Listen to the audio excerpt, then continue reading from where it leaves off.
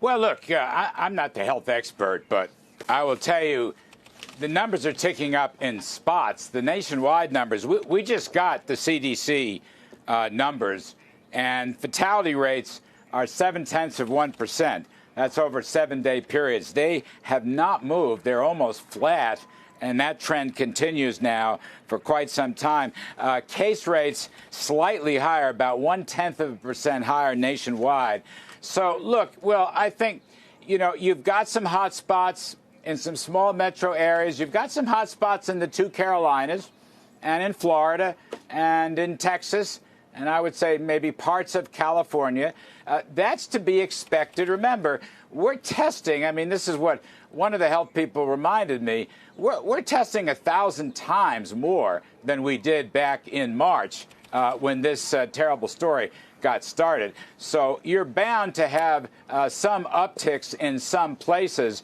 By and large, in the hospitalization rate, your prior guest is right. Nationwide, the hospitalization rate is down. And don't forget, on the hospitals, elective surgeries are now back, so that may show a slightly higher issue.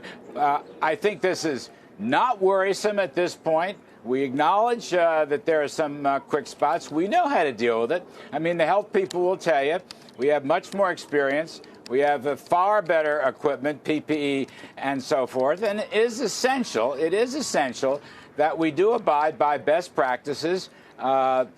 Face coverings where those are the local guides, social distancing, perhaps temperature taking as people come back to work.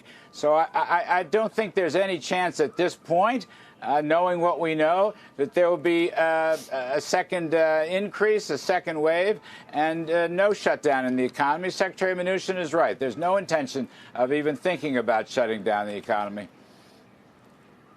Still, Larry, there is some discussion of local authorities talking about slowing down the reopenings. Businesses can make their own decisions. I guess the question is really an economic one. I mean, does this get in the way of the V-shaped recovery that you and many in the markets are hoping for?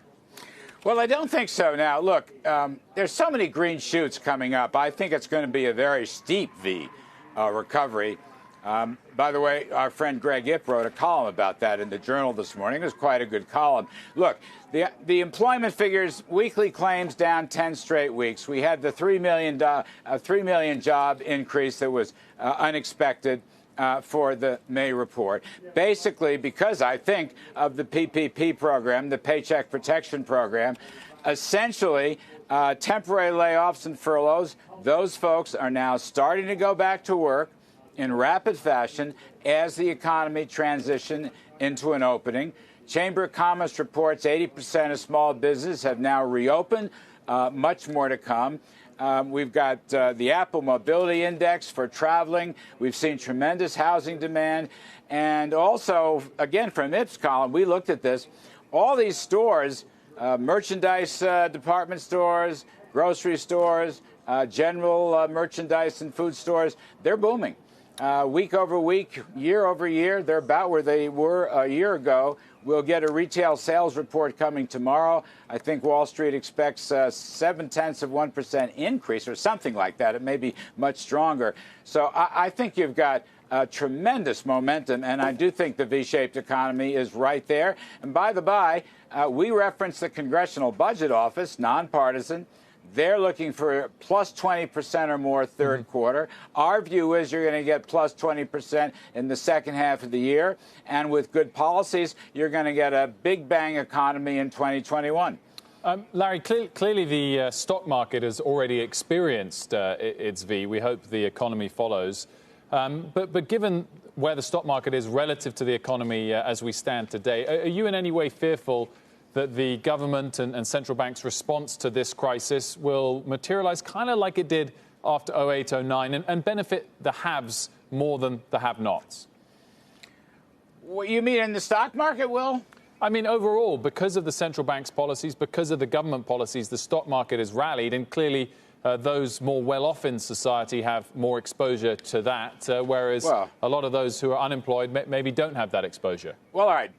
Don't forget, by the way, I know the upper end has the bulk of the valuation of the assets, but over 50% of Americans own shares. So that gets you right into the middle class. And I will say this also, with these reopenings, temporary layoffs, furloughs, going back to work, particularly if we see these same-store sales continue to go up, I think the middle and lower end of the wage scale, which has been hurt very badly, I agree, a lot of hardship there, a lot of heartfelt difficulties there. I understand that, but I think they will come back. Don't forget, we had, for 3 years and 2 months, Trump administration policies, lower taxes and deregulation, better trade deals.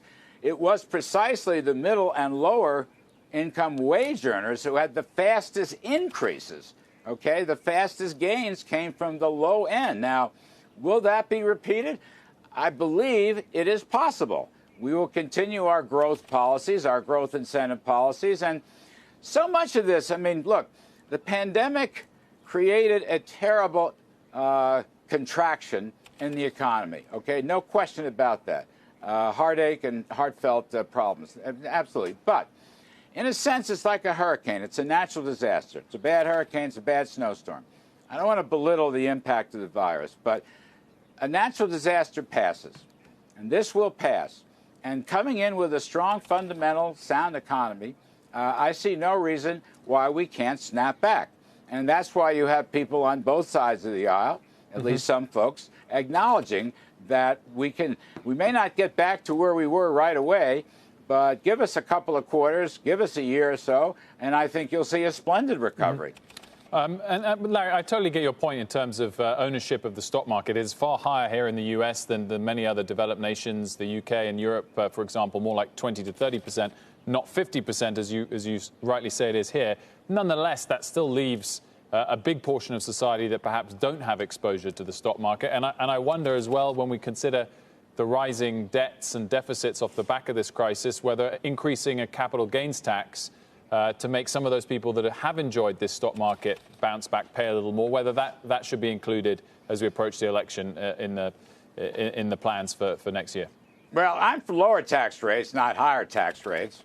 I think President Trump's economic growth program, which was very effective, I mean, we had 3.5% unemployment rate. Minority unemployment rates were at record lows in 2019 and early 2020 before the pandemic hit. So, no, I think higher tax rates would be a disincentive to invest and form new capital. Higher tax rates would damage businesses and their prospects, and higher tax rates would damage the workforce. Look, President Trump has talked about much different policies. He'd like to see a payroll tax holiday for the workforce. And I think that would give them a terrific incentive to keep coming in and follow through on temporary layoffs, get back to work permanently. All right. And in terms of reemployment, we will probably supply some kind of benefit for that.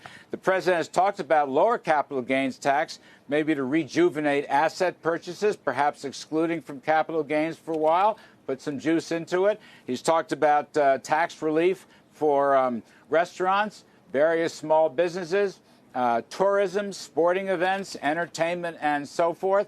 We'd like to see some COVID-19 liability restrictions so we don't get hurt and stop the process of reopening. I think all these things are going to be positive. We've already put together executive orders on deregulation, started with the FDA during the pandemic, and now it's going to cover every single agency and department in the federal government. Let's remove obstacles to businesses, to employment, and to economic growth.